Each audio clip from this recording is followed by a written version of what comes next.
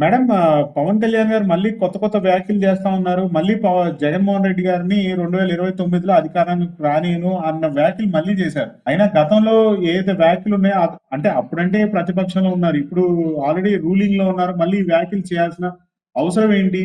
Sir, నిన్న constitution day సందర్భంగా పవన్ కళ్యాణ్ గారు ఎప్పుడో అంటే ఇప్పుడు అధికారంలోకి వచ్చి 19 నెలలు అవుతున్నా సరే వేళ్ల మీద లెక్కేసుకోవచ్చు. ఆయన కొన్ని సందర్భాల్లో మాత్రమే స్పందిస్తా ఉంటారు.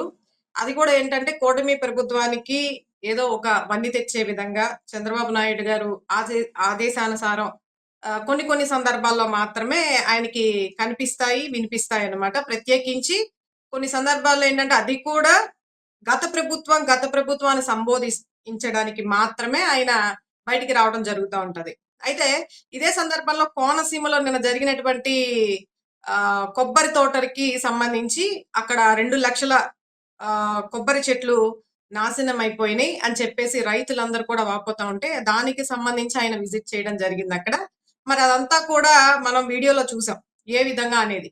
రైతులతో సుమారు 600 మంది రైతులతో ఒక మీటింగ్ పెడితే ఆ సభలో 2019 నుంచి ఎప్పటి నుంచి అని ఆయన ప్రశ్నిస్తే రైతులు దానికి జవాబుగా దాదాపు 40 సంవత్సరాల నుంచి ఈ సమస్య ఉందండి. ఎందుకు ఈ సమస్య ఉంది అంటే అక్కడ ఉన్నటువంటి పంట పొలాలు ఏవైతే ఉన్నాయో అవన్నీ కూడా లీజ్‌కి ఇచ్చి రొయ్యల చెరువుల్లాగా మార్చడం వల్ల ఉప్పు నీరు ద్వారా ఇదంతా కూడా సంభవిస్తా ఉంది. దాదాపు 40 సంవత్సరాల నుంచి ఈ సమస్య ఉందని రైతులు వాపోతా ఉంటే దాన్ని కాదు అన్నట్టుగా ఈయన 2019 నుంచి ఉంది కదా, 2019 నుంచి ఉంది కదా అని చెప్పేసి గత ప్రభుత్వం మీద ఆపాదించే విధానంలో ఆయన పడుతున్నటువంటి ఒక శ్రద్ధని మనం అందరం కూడా గమనించాలి. అదే విధంగా మరొక రైతు మాట్లాడదామని చెప్పేసి మైక్ తీసుకోగా మరి ఆయన మాట్లాడుతూ ఉంటే గత 2014లో కూటమిలో మీ మాట ప్రకారం మిమ్మల్ని గెలిపించుకున్నా అనే మాట ఆ వీడియో కూడా విజువల్స్ అన్ని కూడా మనం అందరం చూసాం. ఆ మాట ఏదైతే చెప్పబోతున్నారో ఆయన దాన్ని కూడా ఖండించి దాన్ని మైక్ ని కట్ చేసే విధానం కూడా మనం చూసాం. అంటే ఏంటి, ఎక్కడ ప్రశ్నిస్తారో, ఎక్కడ మాట్లాడతారో, ఎక్కడ లోపాలు బయటపడతాయో అని చెప్పేసి ప్రజలకి తెలియనివ్వకుండా మైక్ ని కట్ చేసే విధానాన్ని చూస్తుంటే ఎంత అసమర్థతతో ఉన్నారనేది ఈ సందర్భంగా మనందరం కూడా అంటే అర్థం చేసుకోవాలి. ఇదే విధంగా మరి చూసుకుంటే నిన్న జరిగిన తర్వాత రైతుల్ని మీట్ అయ్యి రైతులతో మాట్లాడిన తర్వాత మళ్ళా కోనసీమ జిల్లాలోనే మనకి పల్లె వెలుగు పల్లె పండగ అనే కార్యక్రమం సార్ 2.0 కార్యక్రమానికి ఆయన హాజరయ్యి అక్కడ కూడా ప్రత్యేకించి ఆ గత ప్రభుత్వం గురించి జగన్మోహన్ రెడ్డి గారి హయాంని ప్రత్యేకంగా ఆయన మాట్లాడడం జరిగింది. అంటే ఆయన వెళ్ళిన విధానాన్ని ఆయన ప్రత్యేకించి ఏ పని మీద వెళ్ళారు ఏంటనేది కూడా పక్కన పెట్టేసేసి ముఖ్యంగా గత ప్రభుత్వంలో జగన్మోహన్ రెడ్డి గారు ఏం చేశారు, దోపిడీ రాజ్యం చేశారు, మళ్ళీ వాళ్ళు వస్తారా, 15 సంవత్సరాలు మీ పెద్ద కొడుకులాగా మమ్మల్ని ఆశీర్వదించండి, కూటమి ప్రభుత్వం 15 సంవత్సరాలు కలిసి ఉంటుందని చెప్పేసి మళ్ళీ మళ్ళీ అదే ప్రస్తావన తీసుకొస్తా ఒక పక్కన గత ప్రభుత్వం గురించి దూషణ చేస్తా అధికారంలో ఉండి ఈ రోజు ఒక డీసీఎం గా ఉండి కూడా గత ప్రభుత్వం గురించి పదే పదే మాట్లాడతా ఆయన ఏ విధంగా అభద్రతా భావంతో ఉన్నారనేది ప్రతి ఒక్కరు కూడా అర్థం చేసుకోవాలి. మరి ఈ రోజు అంటే ఇక్కడ దాదాపు మేడం ఒక పాయింట్ 18 ఏంటంటే మేడం, ఈ 19 నెలల్లో చేసిన పరిపాలన మంచి ఏం చేశాము అనేది ఎందుకు చెప్పుకోలేకపోతున్నారు? అంటే గ్రౌండ్ లెవెల్లో అసలు ఏమీ జరగట్లేదా, లేకపోతే ఆ వ్యతిరేకత వల్ల జగన్మోహన్ రెడ్డి గారి పేరెత్తి జగన్మోహన్ రెడ్డి గారు అట్లా ఇట్లా అని గతం ప్రభుత్వం గురించి మాట్లాడుతున్నారు? ఏదన్నా చేస్తే కాస్త చెప్పుకోవడానికి ఈ 18 నెలలుగా కూటమి ప్రభుత్వం అధికారంలోకి వచ్చిన దగ్గర నుంచి ఏదైనా చేస్తే కదా చెప్పుకోవడానికి, పలాంటి చేశామని చెప్పేసి చెప్పుకోవడానికి కదా. అదంతా కాదు, అసలు ఎన్నికల్లోకి అంటే ఎలక్షన్స్ కి ముందు ఏదైతే హామీ ఈ రోజు వాళ్ళు అధికారంలో ఉన్నారో సూపర్ 6 అనే హామీలు ఇచ్చారు. మరి పూర్తిగా సూపర్ 6 అనే హామీలు నెరవేర్చారా సార్? ఏదో అరాకొర నెరవేర్చి ఈ రోజు పూర్తిగా ఇచ్చేసామని చెప్పేసి విజయోత్సవ సభలు కూడా నిర్వహించుకున్నారు. మరి అటువంటి పరిస్థితులు ఈ రోజు ఉన్నా కూడా ఏమి చేయలేని పరిస్థితులు అని ఏదో చేసేసామని చెప్పుకొని ఆర్భాటాలు సభల్లో నిర్వహిస్తా చాలా గొప్పగా ప్రగల్భాలు పలుకుతా ఉన్నారు. మరి ఈ రోజు ఏం చేశామని చెప్పుకోవచ్చు కదా, ధైర్యంగా చెప్పాలి కదా, పలాంటి చేశామని చెప్పి. రాష్ట్రంలో ఎంతో మంది మహిళలపైన అత్యాచారాలు జరుగుతా ఉన్నా పట్టించుకునేటువంటి పవన్ కళ్యాణ్ గారు మరి గతంలో అంతా కూడా ఆడపిల్లల మీద అత్యాచారాలు జరిగితే మేము సహించాం, ఊరుకోం, మేము అధికారంలోకి వస్తే వాళ్ళందరూ తాట తీస్తామని చెప్పేసి చాలా పెద్ద మాటలు మాట్లాడారు. మరి ఈ రోజు వాటి గురించి ఎక్కడ ఎన్ని దారుణాలు కూడా దాని గురించి ప్రతిస్పందించినటువంటి పవన్ కళ్యాణ్ గారు కేవలం ఏంటంటే చంద్రబాబు నాయుడు గారు ఏదన్నా ప్రస్తావించినప్పుడు మరి కూటమి ప్రభుత్వానికి మరి ఈ రోజు DCM గా ఆయనకు అధికారాన్ని ఇచ్చారు కాబట్టి కేవలం ఆయన ఏది చెప్తే అది మాట్లాడడానికి మాత్రమే బయటకు వస్తున్నారు తప్ప ప్రశ్నించడానికి అన్యాయం జరుగుతున్నా ఈ రాష్ట్రంలో రైతులు ఇబ్బందులు పడుతున్నా, విద్యార్థులు ఇబ్బందులు పడుతున్నా, ఆడపిల్లలు ఇబ్బందులు పడుతున్నా, అత్యాచారాలు జరుగుతున్నా, హత్యలు జరుగుతున్నా దేని మీద కూడా స్పందించలేనటువంటి పవన్ కళ్యాణ్ గారు చివరికి ఆయన పార్టీలో ఉండేటటువంటి మహిళల పైన కూడా వస్తున్నా సరే మనం కోట వినుత గారి గురించి చూసాం. గతంలో ఏం జరిగింది అనేది ఒక మర్డర్ కేసులో మరి దానికి సంబంధించినటువంటి టీడీపీ నాయకుడు గత అంటే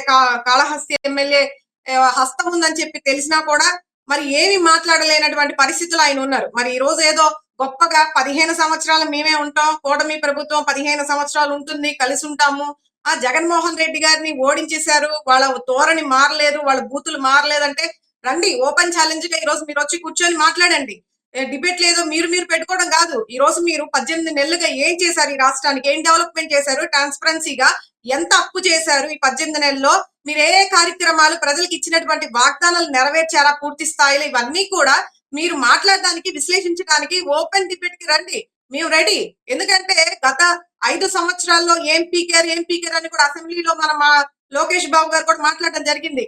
జగన్మోహన్ రెడ్డి గారు గత ప్రభుత్వంలో ఏం చేశారు 2 సంవత్సరాలు పోగా మిగిలిన 3 సంవత్సరాల్లో ఏదో అద్భుత దీపం లాగా జగన్మోహన్ రెడ్డి మంత్రం వేసి తూతూ మంత్రం అని చెప్పేసి మొత్తం ప్రపంచాన్ని అంతా కూడా సింగపూర్ అంతా కూడా ఏదో సృష్టించినట్టుగా సృష్టించాలంటే కష్టం.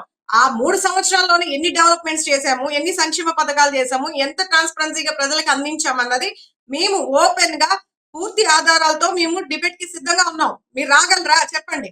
మరి ఈ రోజు ఈ పదే జగన్మోహన్ రెడ్డి గారి నామస్మరణ స్మరిస్తా ప్రతిదానికి కూడా ఈ రాష్ట్ర ప్రయోజనాల గురించి మాట్లాడకుండా ప్రతిదానికి కూడా ఆయన్ని ఆపాదిస్తా, ఆయన కుటుంబాన్ని ఆపాదిస్తా, సింగులర్ గా ఆయన్ని ఏదో హెచ్చరికలు జారీ చేస్తా, ప్రతి ఒక్కరు కూడా హెచ్చరికలు జారీ చేస్తా ఉన్నారు. ఈ రోజు కార్యకర్త దగ్గర నుంచి మరి DCM గారు కూడా నిన్న మాట్లాడడం జరిగింది.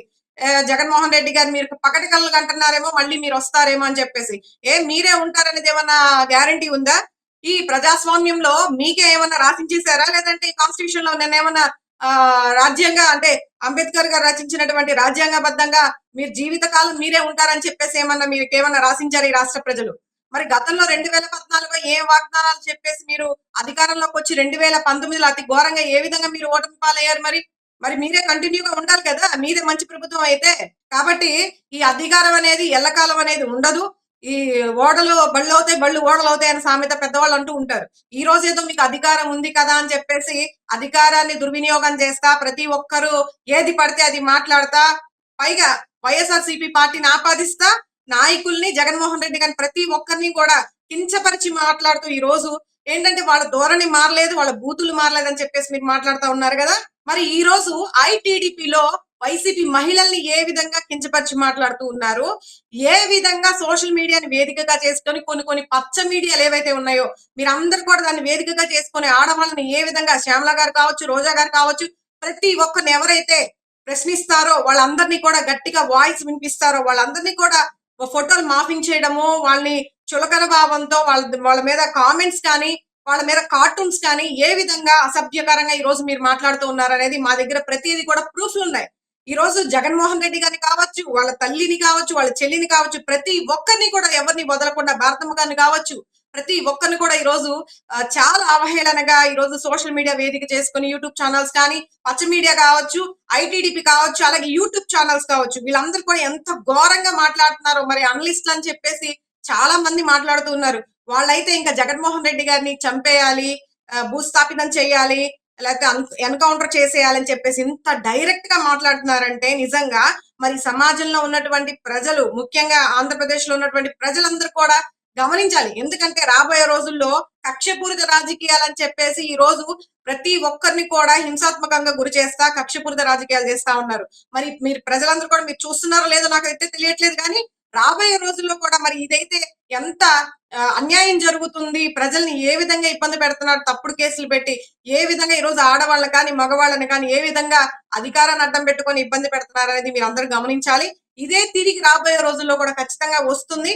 కానీ అధికారం ఎవరికి కూడా శాశ్వతం కాదనేది DCM గారు అర్థం చేసుకోవాలి. మరి DCM గారు చాలా పనుల్లో బిజీగా ఉన్నారు.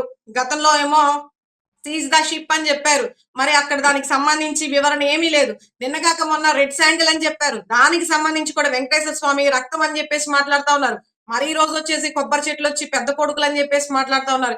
ఏం మాట్లాడుతున్నారు అనేది ఆయనకే క్లారిటీ లేకుండా ఈ రోజు ఏదో మాట్లాడాలంటే అంటే జనాల్ని ఇక్కడ కన్ఫ్యూజ్ చేయాలి, లేదా వాళ్ళని కన్విన్స్ చేయాలనే విధానంలో అయితే కన్విన్స్ చేయాలి, లేదంటే కన్ఫ్యూజ్ చేయాలనే విధానంలో పవన్ కళ్యాణ్ గారు టార్గెట్ గా పెట్టుకున్నట్టున్నారు. అసత్యాలు మాట్లాడి ఇప్పుడు చేసి గతంలో సుగాలి ప్రీతి ప్రీతి అని చెప్పేసి చిన్న పాపని గిరిజన పాపని అడ్డం పెట్టుకొని దానికి ఇంతవరకు కూడా ఏమాత్రం కూడా స్పందించకుండా, దానికి వివరణ ఇవ్వకుండా, ఆ కేసుకు సంబంధించి ఆ తల్లికి న్యాయం చేయకుండా ఈ రోజు ఎవరు మొహం చాటేసుకొని తిరుగుతున్నారు అనేది కూడా ఒకసారి అర్థం చేసుకోవాలి. అదే విధంగా గతంలో జగన్మోహన్ రెడ్డి గారు అధికారంలో ఉన్నంత సేపు 33,000 మంది మహిళలు తప్పిపోయారు అని చెప్పేసి మాట్లాడారు. మరి ఈ రోజు అధికారంలోకి వచ్చి ఒక డీసీఎం గా సమాజ శ్రేయస్సు కోరుకునే వ్యక్తిగా నిన్న చెప్తా ఉన్నారు ఆయన స్పీచ్ లో చూస్తా ఉంటే, సమాజ శ్రేయస్సు కోరుకునే వ్యక్తిగా యువతని ఎంకరేజ్ చేసే విధంగా యువతని ఉర్రూతుల అంటే రక్తం ఉడికే వయసులో ఉన్నారని చెప్పేసి యువతని ఇంకా ఎంకరేజ్ చేస్తున్నారు కదా.